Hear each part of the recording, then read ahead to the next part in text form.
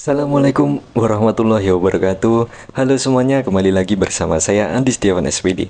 Kali ini kita akan membahas tentang kenapa kebahagiaan susah dicapai dan bagaimana meningkatkan kualitas kebahagiaan. Kebahagiaan adalah suatu keadaan emosional dan mental yang menyenangkan dan memuaskan. Ini adalah perasaan positif yang bisa muncul sebagai respon terhadap pencapaian tujuan, hubungan yang baik, pengalaman positif, atau perasaan puas terhadap hidup. Kebahagiaan dapat bervariasi antar individu karena setiap orang memiliki nilai-nilai, keinginan, dan harapan yang berbeda-beda. Beberapa teori psikologis mengenai kebahagiaan mencoba menjelaskan faktor-faktor yang mempengaruhi keadaan kebahagiaan seseorang. Salah satu teori yang terkenal adalah teori kebutuhan oleh Abraham Maslow yang mengatakan bahwa kebahagiaan berkaitan dengan pemenuhan kebutuhan dasar manusia seperti kebutuhan fisiologis, keamanan, hubungan sosial, penghargaan, dan aktualisasi diri. Penting untuk dicatat bahwa kebahagiaan bersifat subjektif. Artinya, persepsi kebahagiaan dapat berbeda-beda antar individu. Apa yang membuat seorang bahagia mungkin tidak berlaku untuk orang lain. Selain itu, kebahagiaan tidak terlalu bersifat konstan, bisa berfluktuasi sepanjang waktu dan dipengaruhi oleh berbagai faktor, termasuk kondisi fisik, lingkungan, dan kondisi kehidupan. Beberapa orang mengejar kebahagiaan melalui pencapaian materi, sementara yang lain mungkin menemukan kebahagiaan melalui hubungan sosial, pencapaian pribadi, atau pengalaman spiritual. Oleh karena itu, definisi kebahagiaan dapat sangat bervariasi tergantung pada perspektif dan nilai-nilai setiap individu. Mendapatkan kebahagiaan adalah tujuan banyak orang, dan cara mencapainya dapat bervariasi tergantung pada individu tersebut. Meskipun tidak ada formula pasti untuk mencapai kebahagiaan, beberapa langkah umum yang bisa membantu kita untuk membantu meningkatkan kebahagiaan. Pertama, kenali dan pahami diri sendiri. Pahamilah nilai-nilai, tujuan hidup, dan keinginan-keinginan kita. Kenali kekuatan dan kelemahan kepribadian diri ini. Dan kemudian, terimalah diri kita apa adanya dan berusahalah untuk berkembang tanpa membandingkan diri dengan orang lain. Kedua, buat tujuan yang realistis. Tetapkan tujuan yang dapat dicapai dan sesuai dengan nilai-nilai kepribadian kita. Pecahkan tujuan besar menjadi langkah-langkah kecil yang akan kita capai dan usahakan bertahap.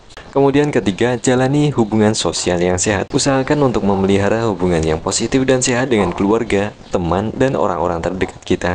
Dengan saling mendukung dan berbagi pengalaman positif akan meningkatkan kebahagiaan kita. Keempat, berinvestasi dalam kesehatan fisik dan mental. Lakukanlah olahraga dan aktivitas fisik secara teratur, istirahat yang cukup, dan jaga kesehatan mental melalui meditasi atau praktik relaksasi. Dengan tidur yang cukup dan olahraga yang teratur akan menjaga kondisi emosi kita menjadi ke taraf yang lebih sehat lagi. 5. Berkontribusi pada orang lain. Memberikan bantuan atau sukarela dapat memberikan rasa makna dan kebahagiaan pribadi kita. Kemudian terlibat dalam kegiatan sosial, bakti sosial, mendukung komunitas juga akan mendukung. 6. Menikmati proses bukan hanya hasil akhir. Fokus pada pengalaman dan perjalanan bukan hanya pada hasil akhir. Ciptakan momen kebahagiaan sehari-hari dan syukuri hal-hal kecil. Setiap proses yang kita rasakan setiap harinya akan memberikan dampak-dampak besar sehingga kita perlu menikmatinya. Ketujuh, hargai dan bersyukur.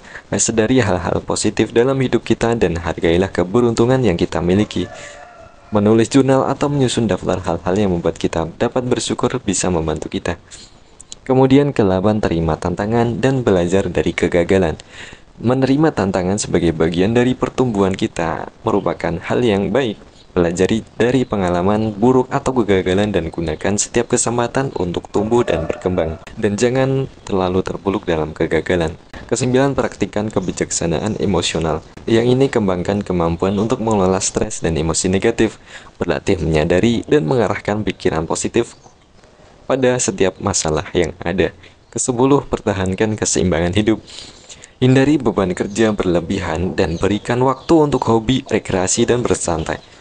Dan perlu diingat bahwa kebahagiaan itu bersifat individu, jangan gantungan pada orang lain. Dan setiap orang dapat menemukan cara yang berbeda untuk mencapai kebahagiaan. Hal terpenting adalah menemukan apa yang benar-benar membuat kita bahagia dan mengintegrasikan ke dalam kehidupan sehari-hari kita. Kesimpulan, mengusahakan kebahagiaan melibatkan serangkaian tindakan dan perubahan dalam gaya hidup yang bertujuan meningkatkan kualitas hidup dan kesejahteraan emosional. Ingatlah bahwa perjalanan menuju kebahagiaan adalah proses yang berkelanjutan dan bertahap, dan setiap individu memiliki pendekatan yang unik terhadap yang membuat kita bahagia. Sesuaikan langkah-langkah ini sesuai dengan kebutuhan dan preferensi pribadi kita. Jangan ragu untuk mencari dukungan dari teman, keluarga, atau profesional jika kita merasa perlu. Terima kasih telah mendengar sampai sejauh ini. Sampai jumpa di video selanjutnya. Jangan lupa di subscribe untuk melihat video-video edukasi lainnya.